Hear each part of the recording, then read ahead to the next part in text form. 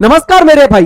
Railway का calendar आया था 2024 में और रेलवे ने कहा था हर साल कैलेंडर देंगे, हर साल वैकेंसी निकालेंगे। सुनकर बहुत खुश हो गए थे, लगा नहीं था कि ये कर देगा, लेकिन फिर भी उम्मीद करना हमारे पास और उम्मीद के अलावा है क्या। हमको लगा चलो कह रहा है तो कर देगा, क्योंकि पिछले किए हुए पर ये माफी मांग रहा था कि 2018 के बाद में इतनी साल बाद वैकेंसी ला रहे हैं, हमने माफ कर दिया और हमने भरोसा कर लिया कि हाँ कैलेंडर दिया है तो काम करेगा। लेकिन ऐसा काम करेगा, इतना लापरवाह काम करेगा।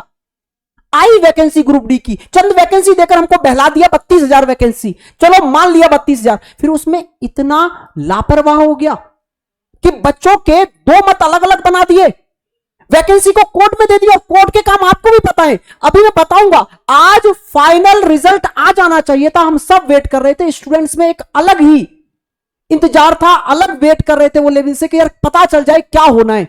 और कोर्ट भी इतना लापरवाह, कोर्ट से तो हम उम्मीद ही क्या करें। खैर अब आइए देखते हैं जरा मेरे भाई क्या हुआ है। देखो आप सबको पता है कि इस पर जो हियरिंग स्टार्ट हुई थी, जो ये कोर्ट में बात स्टार्ट हुई थी, वो 5 मार्च और 6 मार्च को इसमें स्टार्टिंग की 2 हियरिंग कोर्ट में हुई।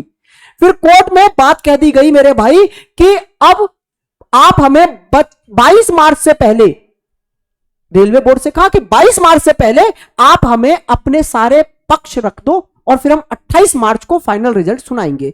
पहले तो रेलवे 21 मार्च को ढंग से अपने आप को प्रोटेक्ट भी नहीं कर पाया, ढंग से अपनी बातें रख भी नहीं पाया, लेकिन फिर भी कोर्ट ने कहा 28 तारीख को हम फाइनली क्या करेंगे, आपको रिजल्ट दे देंगे, फाइनली घोषणा कर देंगे होना क्या है। कैंसिल होनी है, पद बढ़ने हैं, दोबारा आएगी, आईटीआई वाले ही रहेंगे या 10th वाले भी हो जाएंगे। और कोर्ट ने और बढ़िया काम कर दिया, सोने पर सुहागा वाला काम कर दिया। रेलवे बोर्ड पहले से ही काम करना नहीं चाहता, कोर्ट ने और उसे फंसा दिया और आज रिजल्ट देना चाहिए था जो कि नहीं दिया। सबको पता है क्या रिजल्ट आना चाहिए, वैकेंसी बढ़ा दो, बात खत्म।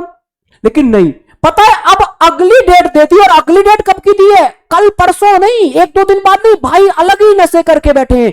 2 महीने बाद, 2 महीने बाद, मतलब बच्चों के भविष्य से किसी को कोई लेना देना नहीं है। 2 महीने बाद तो सुनवाई करेंगे हम अगली, फिर 2 महीने बाद सुनवाई होगी, फिर एक अगली डेट दे देंगे 2 महीने बाद की। साल भर तो हम ऐसे ही खींच लेते हैं जो कोर्ट केस में, फिर एंड में कहेंगे वैकेंसी कैंसिल होगी। बच्चा मूर्ख है ना हमारा।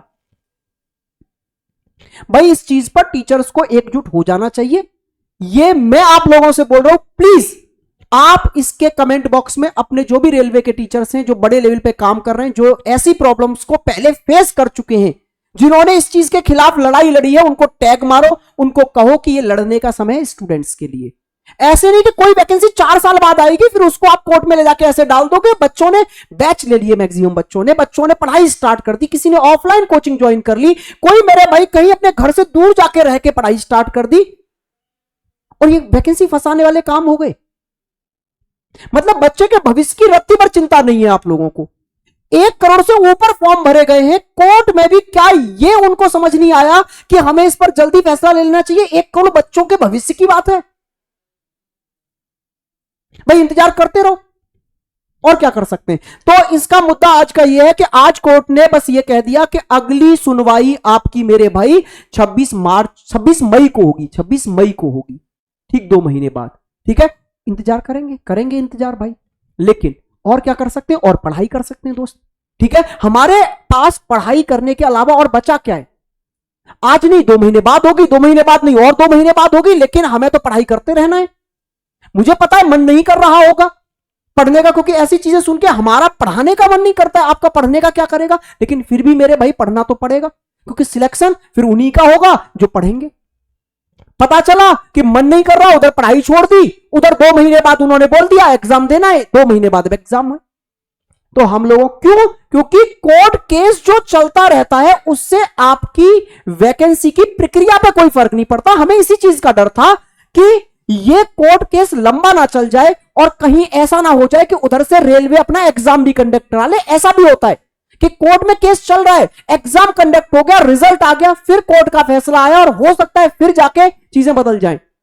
तो कोर्ट केस से आपकी प्रक्रिया पर रत्ती भर कोई वो नहीं आएगा, तो आपका जो रेलवे बोर्ड है वो एग्जाम करा सकता है। तो उसमें आप ये मत सोचना कि 2 महीने बाद सुनवाई होगी तो फिर कहीं कुछ कार्रवाई होगी। नहीं, रेलवे बोर्ड अपनी बातों पर चालू है, लगा हुआ है, वो काम कर रहा है, वो उस कोर्ट केस के चक्कर में अपनी प्रोसेस नहीं रोकेगा।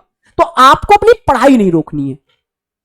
अब ये वही हो गया ना, मतलब एकदम अंधेरे कुएं में छोड़ दिया गया है आपको भाई साहब कि हम रहेंगे नहीं रहेंगे। मतलब यह भी नहीं पता है कि कौन एग्जाम दे पाएगा, कौन एग्जाम नहीं दे पाएगा, क्या कोर्ट का फैसला आएगा, लेकिन मजबूरी है कि पढ़ना पड़ेगा भाई। ठीक है, तो मेरे दोस्त पढ़ाई निरंतर रखिए। ये कोर्ट के फैसले जो भी आएंगे, हित में आए या हित में ना आए, कोशिश की जाएगी कि हित में ही रहे।